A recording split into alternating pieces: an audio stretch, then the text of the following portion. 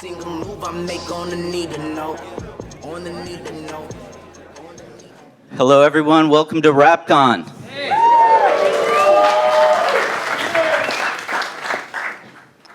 This is awesome. My name is Nick Gordon. I'm Chief Client Officer for Symphonic, and welcome to the first RAPCON. First rule about RAPCON is that you are all RAPCON. This is meant to be a conversation among insiders in the independent hip-hop business. This is not a performance. You're encouraged to participate throughout this, ask questions. All of you are handpicked really to be here. A lot of people couldn't get in. We wanted to make sure that we had true insiders, artists, people in the industry to talk about the state of independent rap. For those of you who don't know about Symphonic, Symphonic was started in 2006 in Florida. It's a 100% independent music distribution, marketing, and promotion company. We opened our Brooklyn office about a year ago. And predominantly the company has worked within the Latin, urban, and electronic music space. Starting about a year ago, we started signing hip hop and started building a team. And we're excited to share some of our recent signings with you over the coming months. So a couple housekeeping things. First, I wanted to introduce a couple of people real quick. Up there is the founder and CEO of Symphonic, Herche, without whom none of this would be possible. And where's Brandon at? Oh, word. So I'd like to introduce Brandon Hickson, who's our new head of black music at Symphonic.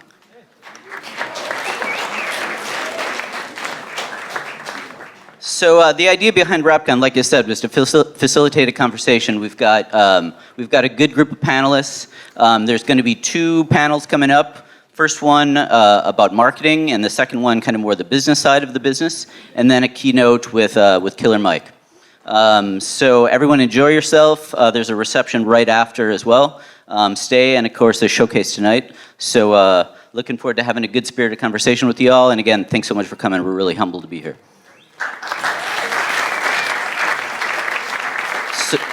So now I want to introduce our first moderator and our first panel. The moderator is Jesse Kirshbaum.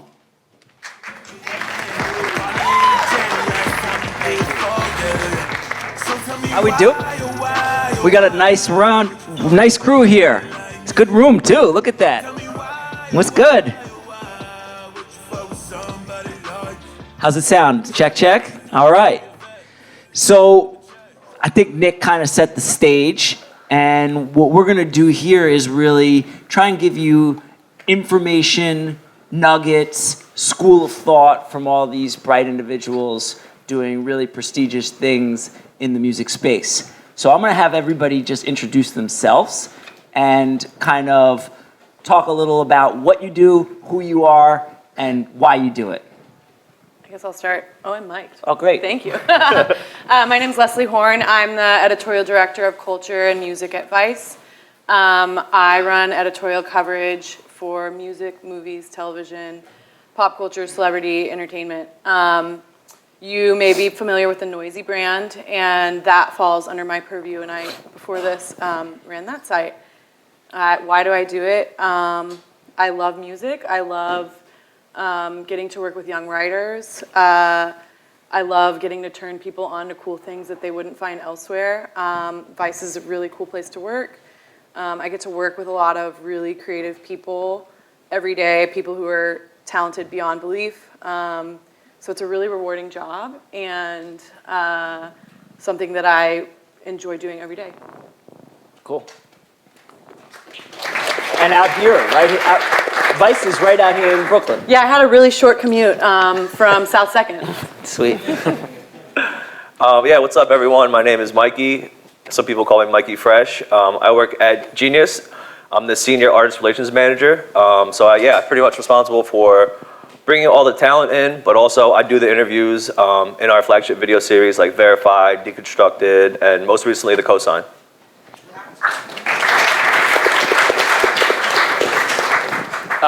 Chris Herche, head of marketing for the Cinematic Music Group. Why do I do it? Because I absolutely adore music. I love to break artists. I love to have that connection with them and be part of the industry and the culture. What were the other questions? Name, what I do, why I do it. And your company. Just a little about what your company does. Great, Chris. Yes, big question mark there. Our company, we the division that I work for releases and develops talent. So we release music over time from all of those artists. And a management company. And a management company and Smokers Club, which is a touring brand, felt clothing brand, management company, label, CTV, a lot of different things. Cool. Hey guys, Danny Chang. I work at Giphy. I'm the director of partnerships. What does that mean? If you guys ever used a GIF anywhere, most likely, yeah. That's us. So I primarily work with music partners and then sports partners. I also do most of the technical partnerships, so working with developers to get Giphy into those apps. So yeah, we reach like 500 million people every day. So it's a pretty massive network that we've built. Why do I do it? That's a good question. I think I do it because obviously like we all love music, but I think it feels authentic. And I think like it's the right time and place to do something like this. I think that's why I do it, yeah.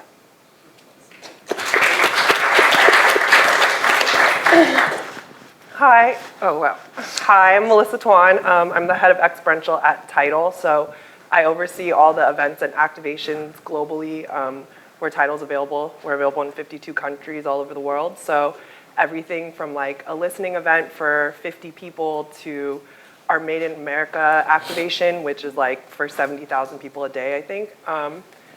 Yeah, so I've had the really amazing opportunity to do shows with artists and go to festivals all over the world, which is a huge reason why I do it.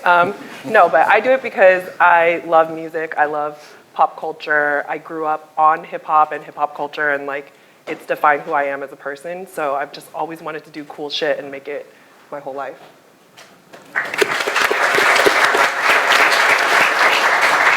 I'm Caiaffa, and I head up the major relations for Soundcloud. And basically what that really entails is me overseeing all 3 major labels on a national level. And just cool because it allows my team and I to really kind of help the labels as they're signing projects. As most of you all know, all of the signings usually come from SoundCloud. So we're really part of, helping the labels incubate these artists from the time that they start on our platform to the time they graduate onto their mainframe. Why I do it is because I love music and I love how genuine it is on a platform and the discovery process of it and the development process of it and really kind of being an architect behind the success of the project. So, Thank you.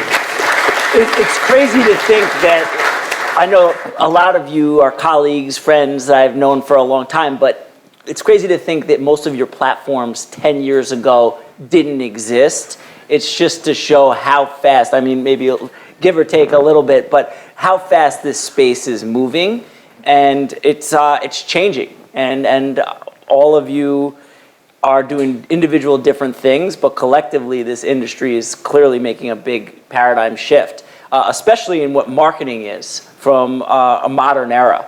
And I'm just trying to get an understanding from each of you, obviously nobody's new to it here, how you see things have changed in marketing. How's it different than what it was in hip hop and what it looks like right now?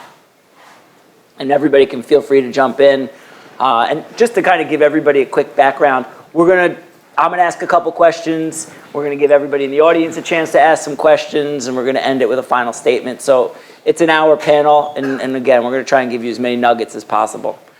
I can jump in, right? Like music and hip hop, when it first started, it was a very physical thing. A lot of the stuff that happened on the internet didn't even exist. To your point of a lot of these companies weren't even around. And then you kind of fast forward, and as of recent, it all comes down to it being kind of digital first, right? You talk to radio guys or a lot of even PR and different things, and they're like, listen, it's got to kind of start online. What's social media look like? How is the content performing? Whether that's something on SoundCloud or whether that's on YouTube or their interviews interviews maybe that they're doing at places like these two work at and so forth, and then kind of also how are the streaming doing? Like, have they put out music? Are the streams doing well on SoundCloud? Are they doing well on, like, you know, whether it's Tidal or Spotify or Apple, and how is all that performing? So it's interesting to see the dynamic of, like, there's new platforms every day that are popping up, like Giphy's reaching 500 million people every day. Like, that's wild. So it's just like, so as part of your marketing plans and strategies, are you looking at these new platforms or not so new platforms, and are you making sure that you check all of the boxes, right? Like, you know, kind of, and where do you start first? That's the big challenge, right? Like, it's just kind of, there's so much ground to cover, whether it's social media, whether it's content, streaming, and so forth, or even in your physical marketplace in your town that you're in. Like, where do you start? And I think that's the big key. Where do you start? With what you can control. Yeah, go ahead. No, just adding to that, it just makes me think that even 10 years ago, like, from a media side, like, there wasn't even that much emphasis on digital marketing or building up. Like, before I got to Genius, I worked at Vibe magazine for like 7 years as a music editor. So I can remember when they were first rolling out Vibe.com and trying to build up the presence. And in the beginning, it was like almost like separate. Like, they had a whole different marketing team, an editorial team for the magazine, and a different team for the website. But once, you know, print just kind of crumbled, they had to find out how we could merge these things, how we could leverage social media, streaming into all of our marketing plans cohesively. Do we think print's crumbled? Or do we just think it's like evolved as this? I mean, we used to have a monthly magazine, and now it's a quarterly magazine. And I mean, that's just one example. But if you look at the Fader, same deal. They're quarterly now. So there's much more of an emphasis, even that print product, like, not the same resources go into it. Of course, it's beautiful and it always turns out great, but people don't really care. Like, they want to know what's online. Everything moves really fast. They want, like, instant gratification when it comes to that. So yeah, I mean, you really have to be thinking, like, full scale, like, when it comes to, you know, social media, you're on site, you know, maybe you have a presence on Spotify. Just, there's a lot more moving parts. Accessibility. It's 24/7 now. And you're accessible on a global level. So, you know, that changes the behavior. And what we're doing is trying to manage a different sense of behavior when it comes to the consumers.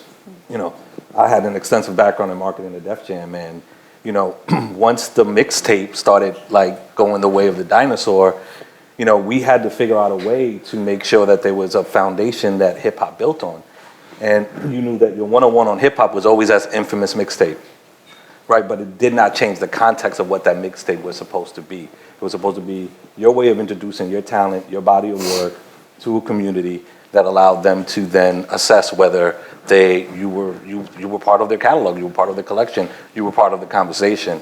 And it's become intimate while it's become broad, it's become a more intimate conversation, and now you have to pay even more attention to the nuance of what the community is.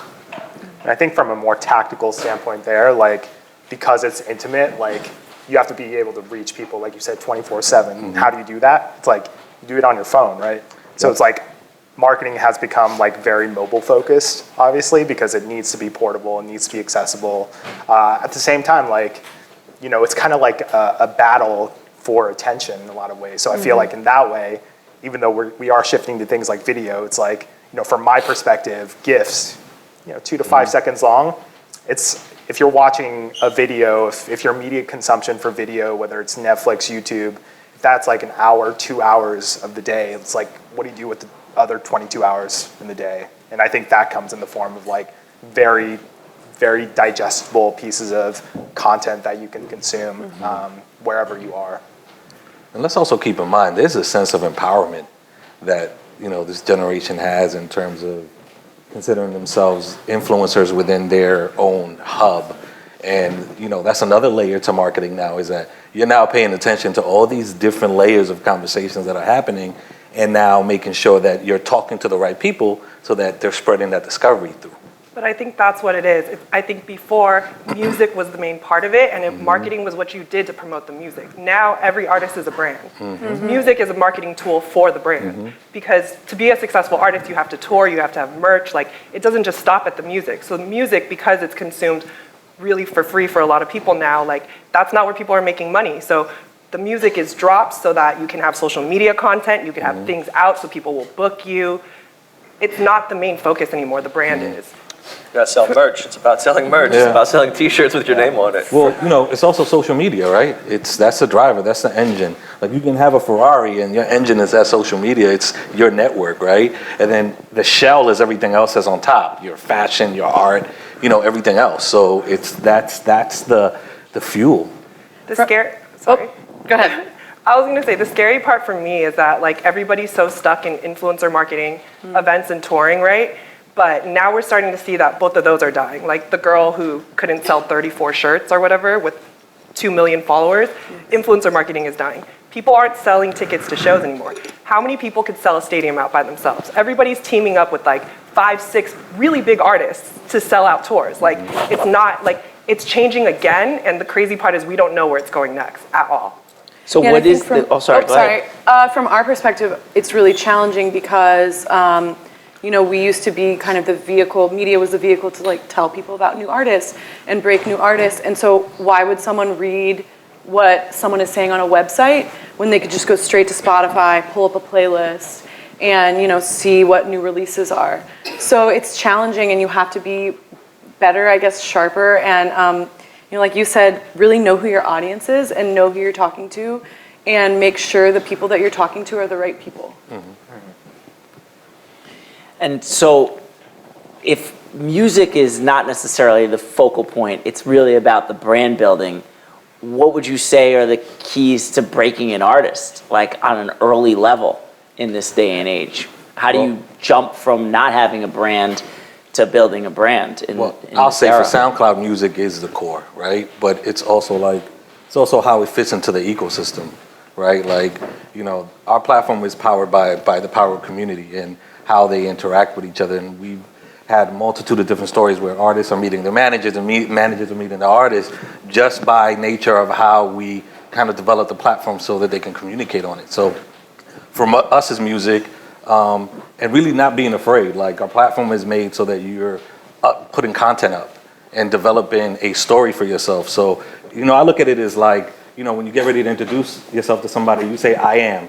So what's your I am? And that's what your mind is supposed to really gravitate to is, what's your messaging? Who do you want to be? Who are you talking to? Who's your community?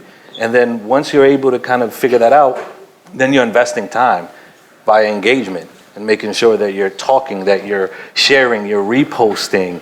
This is a community. So an example is if you're an emerging artist and you have a project where you work with a developed producer, then you want to make sure that producer is reposting that work so that his community migrates into your community, right? And those are exercises that really start building your discovery and your awareness as an artist.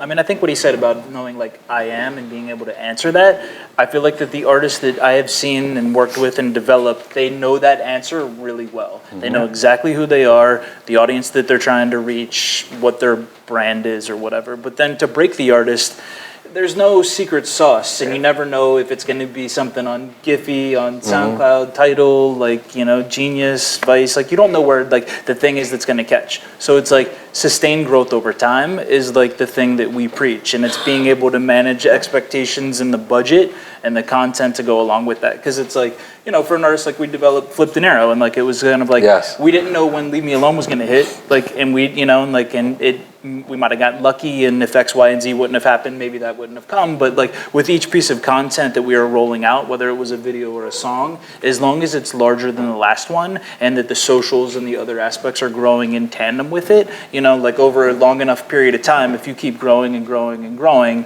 eventually you'll either have a wide enough audience that you can tour and sell merch and do all of the things and have a business that you can sustain off of, or you'll get lucky and you'll catch a hit record or whatever and really kind of exploit it to the next level. I wanted to add onto what you guys are both saying. Also, I think, I talk to a lot of young artists pretty much daily, and the definition of breaking in the music industry, I think, is different now. Because at one point, quote unquote, to break a rapper in New York or LA was all right, we got to get the flex, we got to get an Angie Martinez interview. Make sure all the way. We got to go we got to go certain clubs we have to perform. But nowadays, a lot of the young artists I talk to, they're okay, I have to get my social following up, I got to get a Genius verified interview, I got to get on Rap Caviar, I need an Adam 22 interview, and in their eyes, that's breaking. They're big online.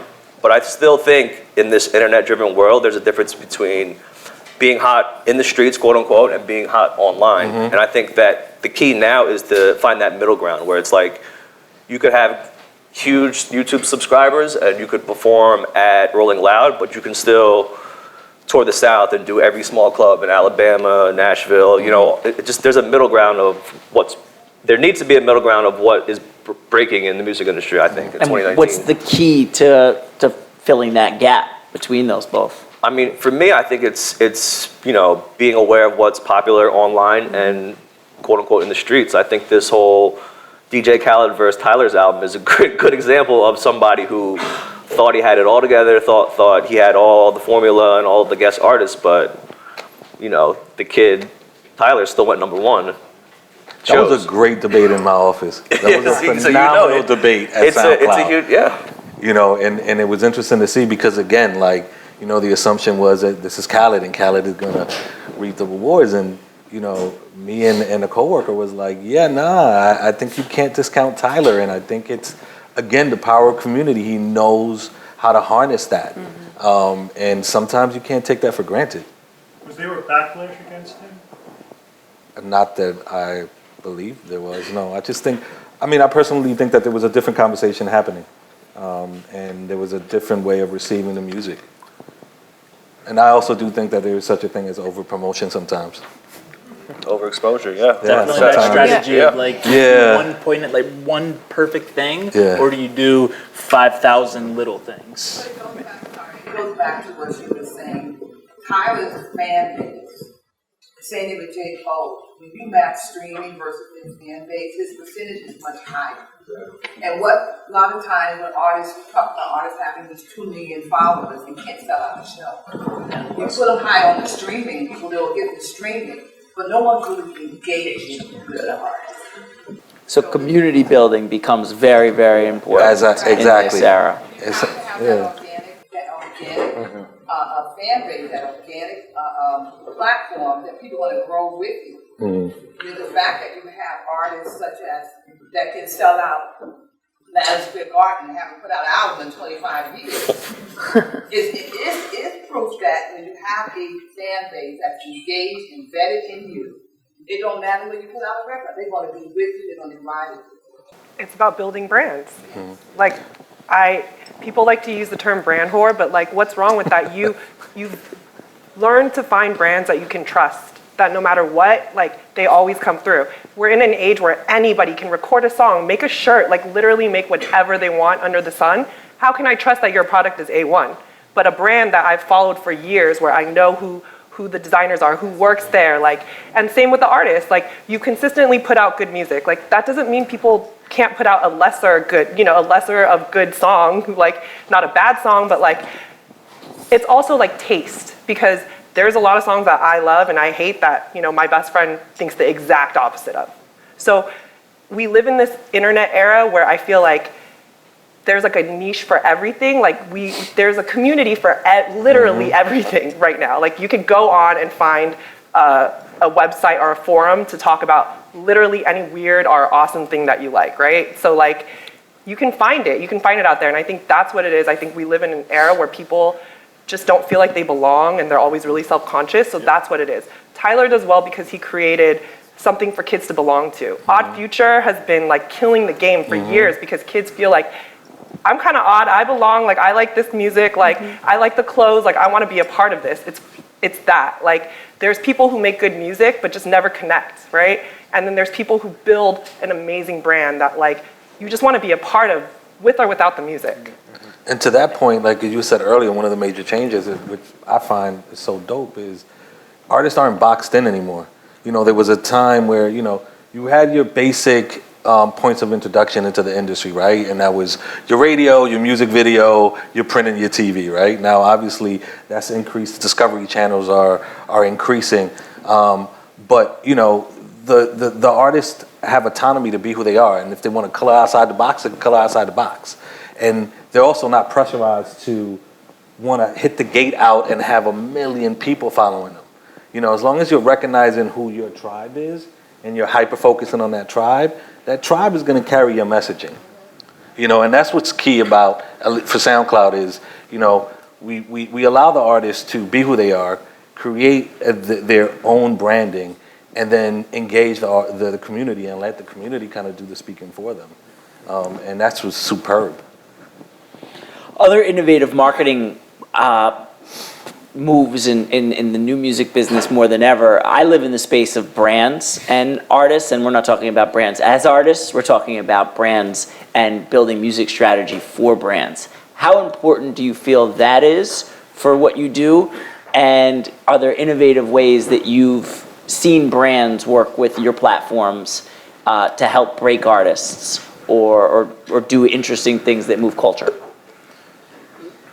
I mean, I can jump. Well, Ponty right over there, Audio Mac, right? Like what they just rolled out with their like Live Nation collaboration and including artists and taking something that's a streaming platform, it's introducing artists, you know, to that, whether from online and taking that into the physical space. It's just like, I think it's our jobs, depending on vantage point, right? Like whether you're within a building or you're like a label like myself, where you've got to kind of constantly be looking at all of the different companies that are popping up and, you know, taking risks and opportunities with them in early days. It's like you have to do that otherwise, because you never know what exactly is going to catch throughout this. So I think it's just kind of like, it's really neat to watch the people that are in the forefront of it. I mean, I think that the content that Genius has been pumping out, I mean, I think it's incredible. Like, is it brand fueled?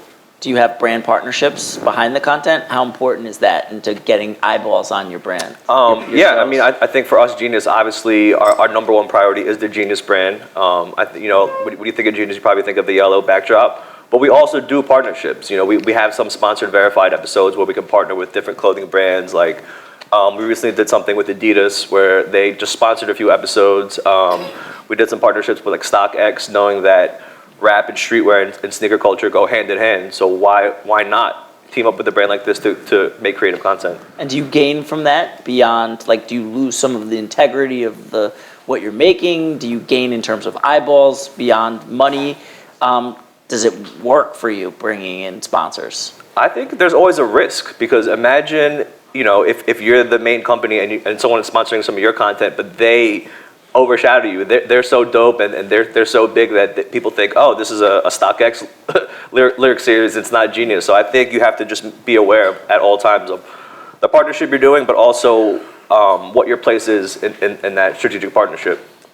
Yeah, I mean, there's brands that don't want to partner with us because we're Vice and they know us for a certain thing, or like they have an idea of us as like a forced kind of edginess. And so it has to be the right brand. And I think, you know, our commercial side is really good at picking brands that work for us. We have partnerships going on right now with Sony. We have partnerships with labels, partnerships with liquor brands, streetwear brands, but it has to fit our ethos as Vice. Mm-hmm. Does it help build Vice, the brand relationships, or is it? It certainly keeps the lights on. Yes. But it also, I mean, I think it's like a different platform to get our message to different people who might not interact with the brand otherwise. Yeah, for us, like we just started working with brands probably like 18 months ago. And Giphy's kind of in an interesting space because like, you know, we get kind of grouped into the same conversations as like Instagram, Snapchat, just because we have those integrations there. But like, I always tell people like, we're more like Google or like Merriam-Webster, you know, like we power what you communicate. So, you know, for brands, that's really attractive. And, you know, you kind of add in that element of like, there's so many artists that we work with at Giphy, and like, you know, brands see that and they see that as something that's authentic. Mm-hmm. So, you know, there's always this notion of like, do brands cheapen the brand of like the artist, or just cheapen the overall like creative, whatever.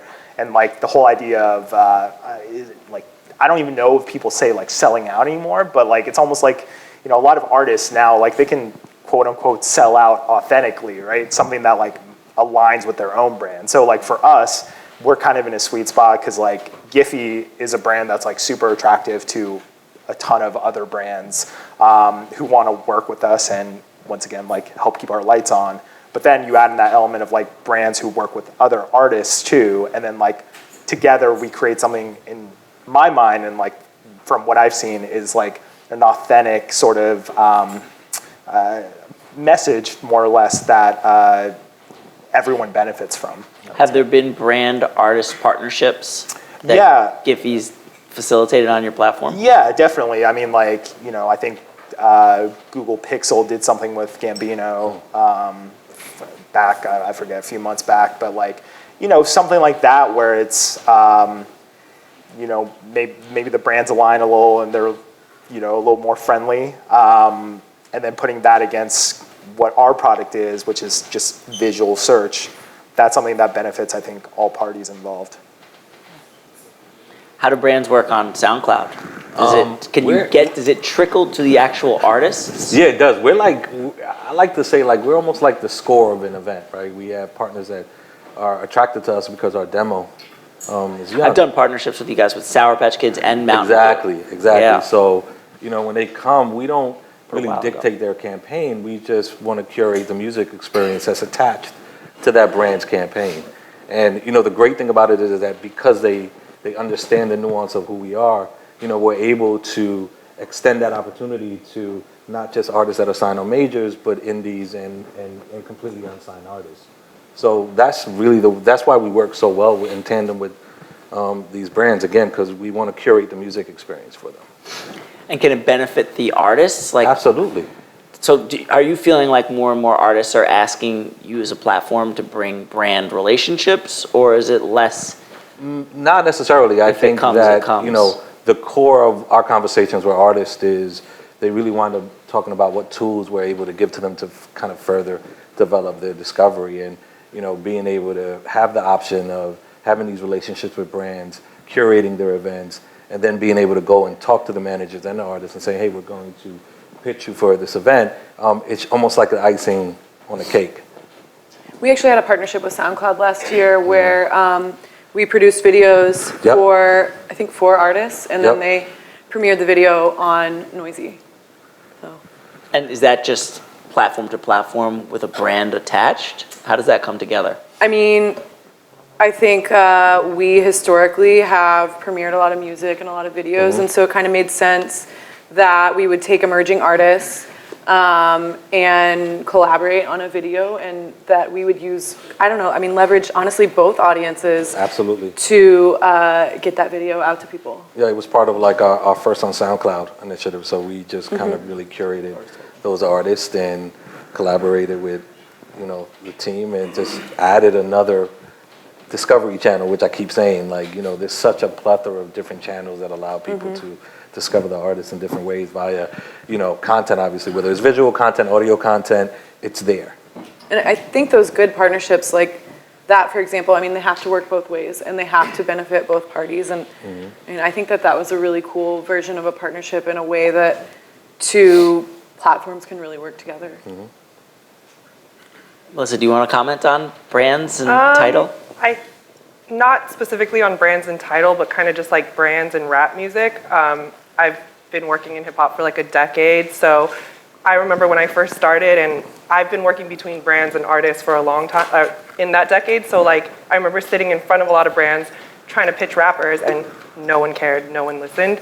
So I think it's amazing now, this time right now, that hip hop's the #1 streaming. So whether or not they like it, they have to care.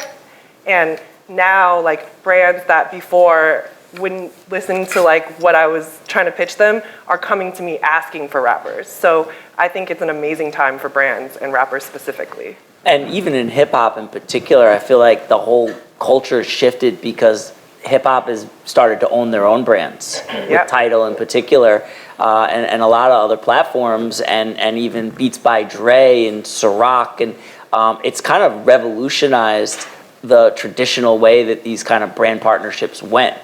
And I feel like hip hop has been a real driver in that entrepreneurial spirit of partnering with brands and creating much bigger windfalls. Yeah, because hip hop used to be underground. Like, all of it was underground. There was maybe one radio station. Like, you had to really know it and be outside, like, in the streets to like discover artists and stuff. And now it's mainstream. Like, everybody wants to be a part of hip hop. Like, pop artists want to be a part of hip hop. Country artists, like, who doesn't want to be a part of it? Because it's the coolest shit. I mean, it is, in my opinion.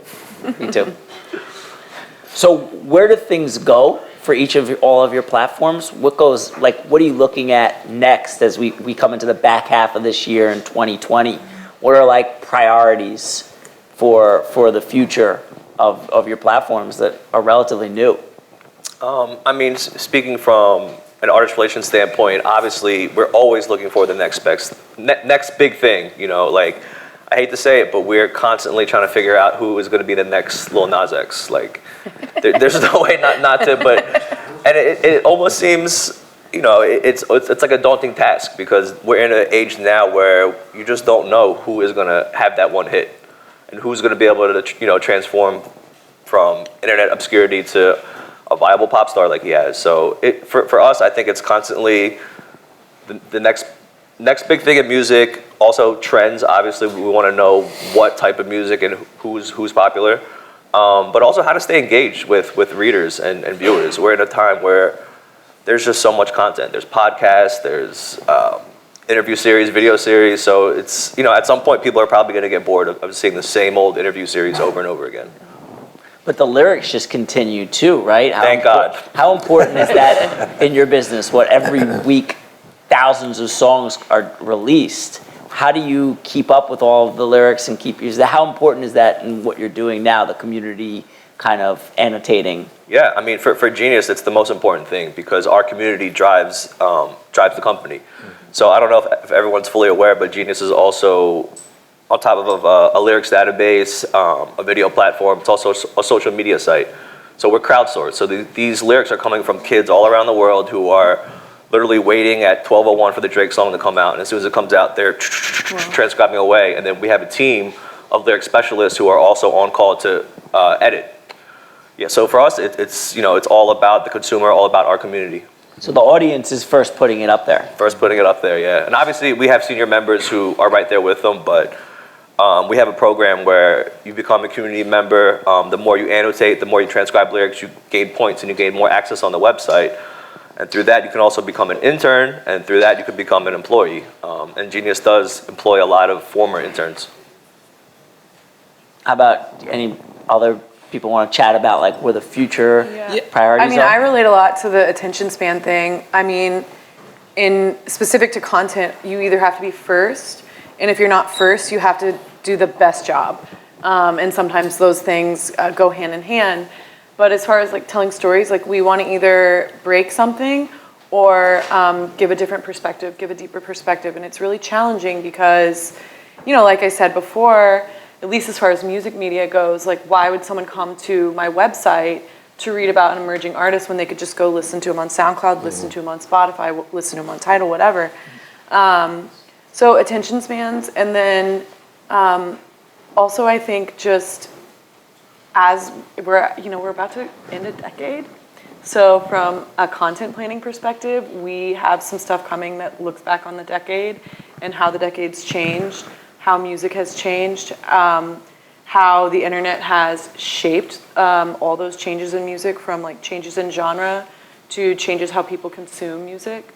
So it's a lot of fun, but it's challenging too. What do you call this 2010 to 2019? I mean, 2010 to 2019 is like the end of genre. End of genre. Yeah. The digital That's era. a great point. Yeah. Because, you know, for us, we always say that our base is very genre agnostic. Yeah. You know, and I just love that terminology and that highlight, you know. And for us, in terms of looking forward, it's really about tweaking ourselves. We're a resource, you know, and, you know, half of today's artists, if not all, are coming from our platform. So it's, you know, continuing to kind of be that number one resource for, you know, labels across the board to kind of really find that next artist, that next Little Nas X.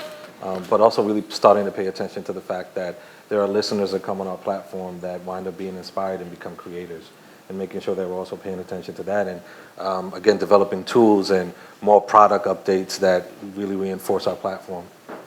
So it's more innovation on the product side too? Correct. Do you inform that? Do you bring in artists to help create that kind of decision? We share with artists because we do believe that their feedback is important. And we try to tweak things to make sure that, you know, it's the interaction and engagement is easier. Like, for example, we just edited, reformatted our profiles on iOS and Android to make it a lot seamless, so that you're not swiping up and down, you're swiping to the right, and all the information is immediately right there on your phone. And those are the little things that are part of our product updates, because we listen to our artists, but we also listen to our listeners as well. And it's that constant drive at SoundCloud where we're constantly in the lab tweaking things and figuring out, so what's next? Can we do this better all the time? Can it be better? Can it be better? Can it be better? Because ultimately engagement is huge, and we want to make sure that both our listeners and creators are satisfied, happy, and again, are provided with the tools to make sure that they are absolutely successful, and we want to celebrate in that success. Yeah, and I would say for me, like, it's us working on like tech platforms, and like, you know, same with Mikey, like we all work at, you know, half tech, half media companies. I think with you two, you guys are more like music first. Like for Giphy, we're like, you know, we're just pop culture in general. Like I said, I run all sports partnerships too, which is a completely different world. But for us, we want to make sure that like GIFs and stickers and all this stuff is like more readily available. Like you guys all remember when like stickers launched inside of Instagram and Snapchat, like that changed the world, honestly. Like I think, you know, 1 in 4 Instagram stories like use stickers or something like that, like something insane. So it's like we kind of brought this behavior to the forefront where like, you know, it kind of gives on in terms of artists, like it gives them another tool to allow their fans to interact with them, to like, you know, engage with them, to like create UGC with like their brands. And I think for us, it's just like creating more avenues like that to like empower artists and their fan bases to, you know, really help spread the word of like their brand. And I mean, I think that like using that point, like that's one of the biggest challenges that we have in music. It's like, how do you use all these different platforms and opportunities and kind of the world at large and online to break an artist, to sustain growth over time? Like, how do you figure that out? Like, how do I use SoundCloud to, you know, market? Like, should I put up like the whole album as one stream? Should I put up just snippets that then link out to an interview or a video or to like I got you. We can talk later. I'll take you off. But you know, it's just like trying to find all those nuances of like being able to exploit. Like, there's a ton of different ways you can roll a song or a video out. What are the right ways for that artist, like with their brand, to try to reach their audience that you're going to hope is like reactive? And you've done this obviously a couple times. A few. What do you feel is the alchemy to keeping track of all of these platforms and partners? It's no longer just about MTV and radio. I think it's a great team around you, right? Like, because it's like, it's not going to be one person that's going to do it. So that I think that goes from like an artist level to an artist management to the people at the label and or that are adjacent to them, whether that's champions at these different platforms and or like street teams and fans even. And then it just kind of, a lot of times artists that know their brand really well will know where their audience is and start to give you some kind of like a very loose map that you can then with the right team start to kind of drill down and start to try to figure out like what it is within that audience that you're trying to reach. What are the best platforms and tools? Like, should we create, you know, what type of stickers are they going to use on these platforms? Or should we be creating, you know, certain types of interviews, or like what type of content speaks to them and so forth? And how long is that content? Should it be 3 minutes, 7 minutes, or 45? Like, I mean, you know, it's trying to figure all of those nuances out that's different for each fan base. And, you know, back to the earlier to the Tyler reference, it's like, that's something he's really done well. Like, is he's constantly known who his fan base is and the things that they're going to react and speak to them, and done it in a very honest way. I just wanted to add, like, and sometimes a lot of this is on people like us who are in these roles. Like, I should be thinking about how I should be able to get Genius lyrics incorporated on Tidal, incorporated on SoundCloud, and like Chris is probably worrying about how he can get his artists on Genius, so their artists their lyrics can get on Tidal and get on SoundCloud. So, you know, roles like ourselves are we have a lot of that pressure on us. Is there like a best practices kind of guidebook that each of you distribute or use? We do, but I would say at the end of the day, you have to make hot music. You can do all the marketing and all the clout chasing and social media stuff, but if the music isn't good and people aren't listening to it, I cannot get you a Genius interview. It doesn't make sense. Sadly, gonna disagree a little, because a lot of famous people put out trash music. Yeah. So we live in the brand era, like I've been saying, like if your brand is like, you're a hot influencer girl, like people are gonna book you to DJ or, I didn't say the best music, I said hot music. Trash music can be hot in the streets. So much is happening in rap. So. Only that first song, only that first song that breaks you through, that's like the only one that's gotta be good. You just have to keep putting out music after that. People who Does it have to be have good or already popular? I think it just has to be popular. off of something else, drop music all the time. Are you guys gatekeepers or keepers of your job? Because it doesn't sound like you guys want quality art. And I no disrespect, but as an artist who makes his money as an artist writing with other independent artists and busking and working day in, day out to be better than those who are just pushed in front of us with a bunch of branded money. What is the real, what is your care for the art? Because I have heard no one say, I love music. I love something beyond my Didn't everyone say they love music? Didn't everyone we didn't say love that? music, we wouldn't be up here working. You might have missed the first question where we all kind of said like, why we do what we do? We do it because we do it because we love music. I haven't been able to say why Tidal exists, and I think Tidal exists for a very special reason, and that's to push culture like nothing else, because we already have all the tech companies putting out music. That's why Google, Apple, Amazon, they're tech companies. They're not music companies. They're not artist companies. Spotify, they've just been doing it the longest, out of all the ones that, we've been seeing. But Tidal exists because a bunch of artists looked up and they were like, oh shit, tech companies are taking our power away from us and we need to take it back. So Tidal solely exists to care about music and culture. I mean, I'd like to answer your question somewhat directly. It's most of us struggled in our early parts of our career to try to do this. My advice to anyone entering the music industry, expect to be broke in your 20s, 30s, and maybe beyond, and that you're gonna do it because you love it, because it is definite. You see the money is there, and there are people that have, at very early stages, been a part of something very special that's reacted and made tons of money from it. That's awesome. But for the common story is that most of us did it because we loved it and there wasn't another option for us. We didn't want to do something else. We didn't want to have a desk job. We didn't want to be in finance or whatever. And so it's just we've all struggled. I mean, I don't know everybody individually, but I know some of the stories. I used to write my interviews by hand. Listen, for me, I went to school for finance, and I just didn't see my role there. I love music. So totally clear. It wasn't a question relative to struggle. It was a question relative who you care about the content. Because when the lady spoke earlier about Tyler beating out DJ Khaled, it wasn't a brand thing because his last album was trash, and he said it himself. It was a content thing. The sonics on that album is pure. It's beautiful. It's amazing quality, theory, sound. We agree. Well, that was the question that was asked, though, is why it was That's phrased relative. Your taste is relative. You might think Taylor's album's better, but there's a lot of people that think Khaled's album is better. That's a straight opinion. Agreed. You can't. What you think about music is never a fact. Very little things in life are fact, period. Because everybody sees things differently. Big facts. So I want to give a little bit of time for more audience questions because this is getting interesting and we've got only a couple more minutes. So yeah, go ahead. So you get your microphones. It's meant to be an open forum, but let's be respectful and one at a time, folks. Timelines in marketing and workers, has that changed a lot from the 90s to now? Absolutely. Absolutely changed. 30 years. I've That's been working at top timeline independent labels, and I've seen it change from the 90s. I worked at Tommy Boy Records, where we take a record over a period of time, work for a distribution company.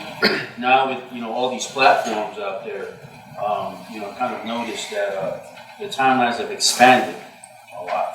Is that true? And Chris probably would know because obviously, like you said earlier, when you try to get at a SoundCloud or a Genius, that kind of expands. I'm assuming it expands the timeline because you're exploring more options out there. I mean, the biggest thing that I've noticed in change of music, if you're looking back into the 90s, now granted, I didn't enter the industry until 2002, but even since then, it's you could put out a project and then work said project for a period of time that could be a year, it could be 2 or 3 years. And I think that happens now at a star or a superstar level, but if you're a developing talent that is still trying to build your audience and kind of get to that level, you don't have the liberty of being able to step away from the plate.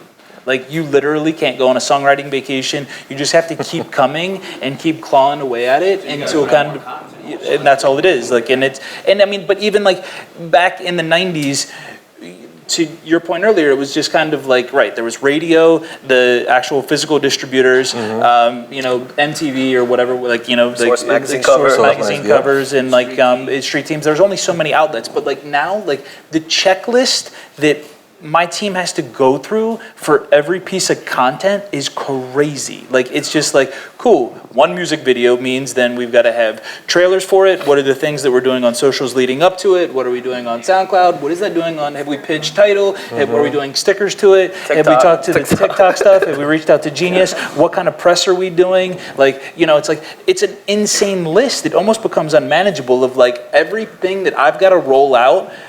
If done to precision, I've got 100 things that we've got to do in tandem with that. And it's like, that's gnarly. Like, it's like, try to like, and then try to scale that. I mean, we've got like 30 artists, who are doing, 5-6 releases a week, across the roster or whatever. And then like try to manage that, and you can't ever step away from the plate. I mean, the artists educated also, because one thing, the artists tend to see other artists get to market much quicker.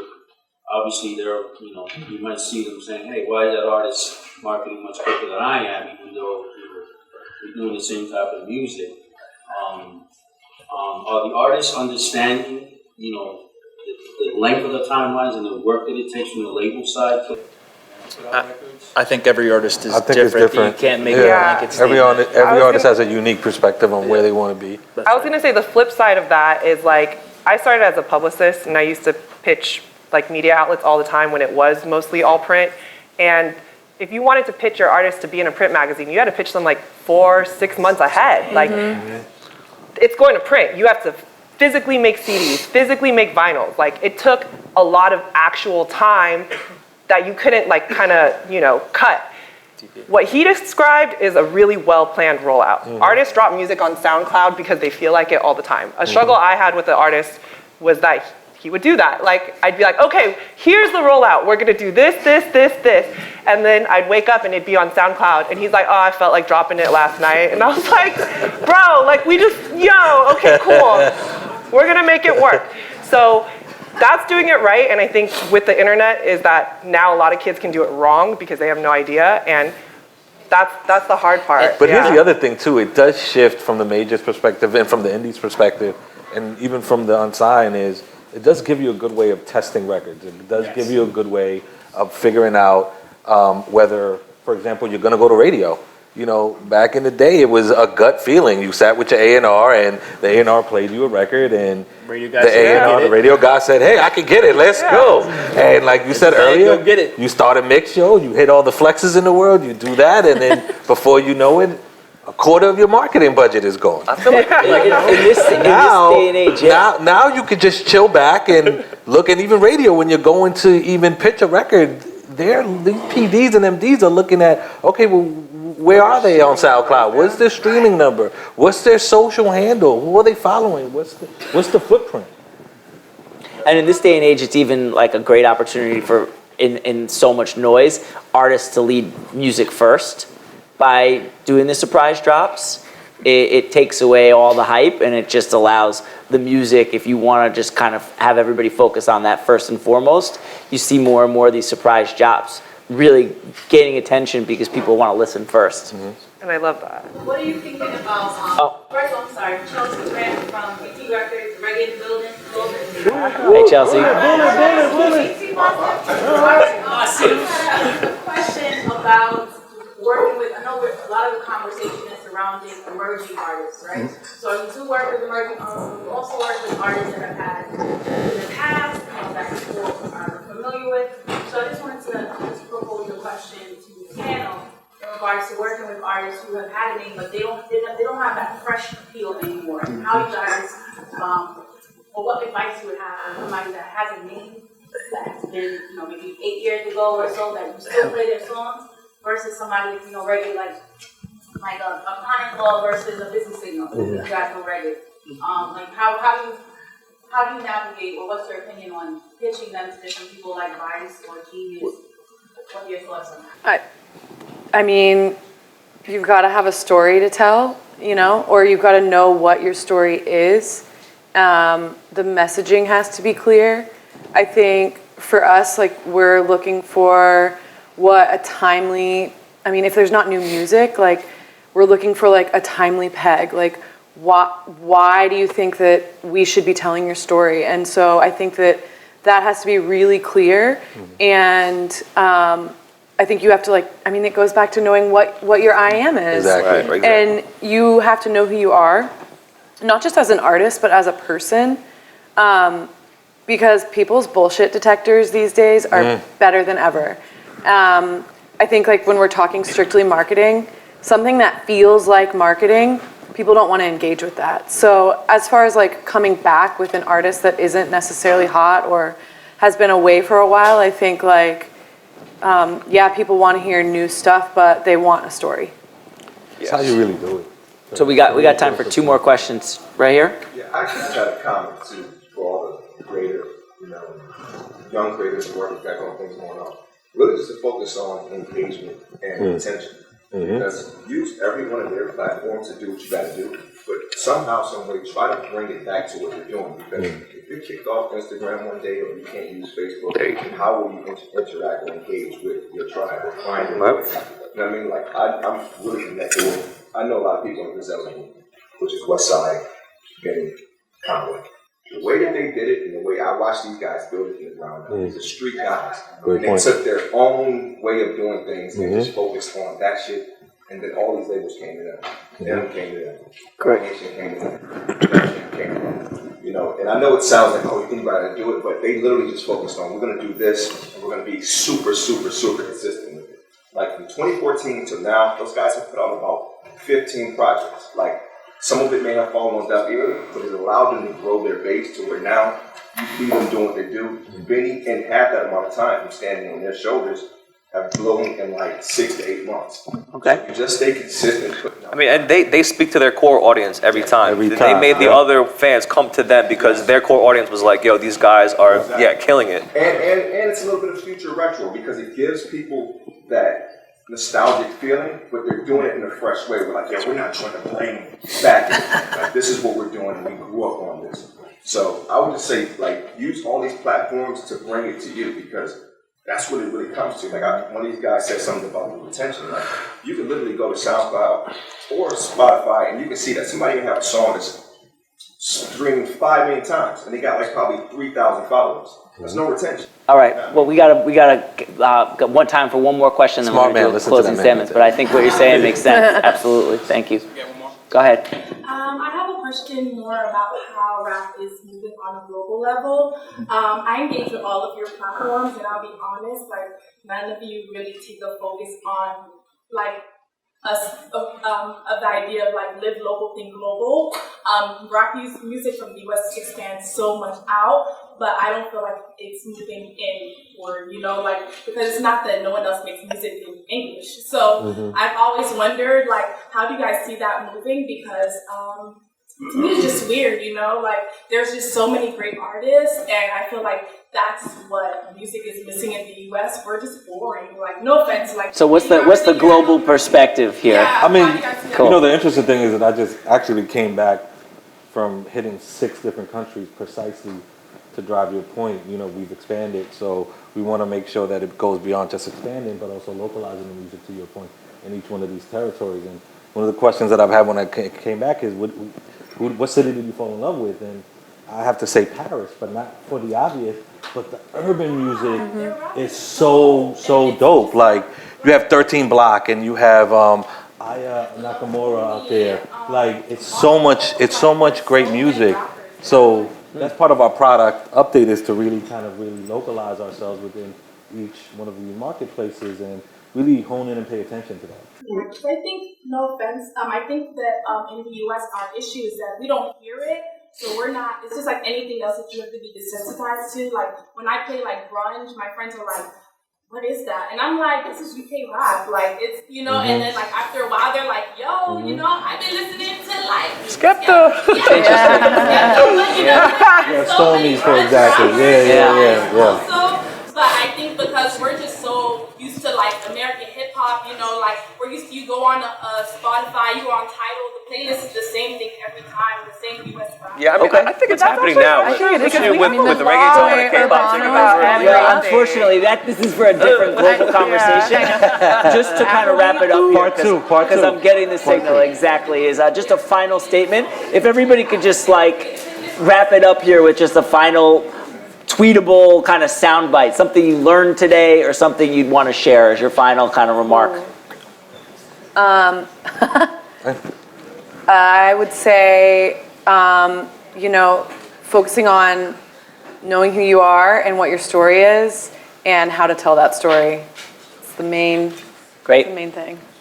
And we'll just keep it snappy. Yeah, I would just say, like, you know, at the end of the day, like this point was brought up before, but music is so subjective that you just really have to identify who you're trying to reach. Are you trying to reach the 18-year-old SoundCloud fan, or are you trying to reach 35 to 55-year-olds? And, you know, kind of to maybe your question or concern earlier, like if you're passionate about it, you know, like there's always going to be problems. There's always solutions. Just stay the course. Yeah, I would say being a good marketer is knowing and understanding a variety of different people, and the center of that Venn diagram is a lot bigger than you might think. I would say have fun with it, do it because you love it and no other reason, because if you're doing it for any other reason, people will see through your bullshit and your I am is meaningless. So I would say love music for everything that it is and for everything that it sometimes isn't. And I would just say every brand, in 2019, every brand needs to think like an artist, and every artist needs to think like a brand. This is the first panel. It's a long day. This is the first ever RAPCON. Thank you, Symphonic. Thank you, the panelists. Thank you for your attention.